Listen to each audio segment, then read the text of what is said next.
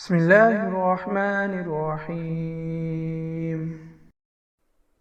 اگر کسی دوسرے کے گھر افطار کریں تو کیا دعا پڑھیں؟ حضرت انس رضی اللہ تعالی عنہ فرماتے ہیں کہ آپ صلی اللہ علیہ وسلم کسی کے یہاں افطار فرماتے تو یہ دعا پڑھتے: افطر عندکم الصائمون واکل طعامکم الابرار وصلت علیکم الملائکہ۔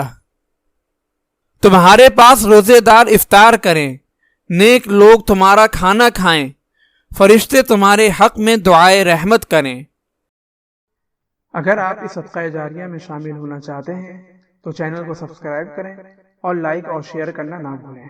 جزاک اللہ خیرا۔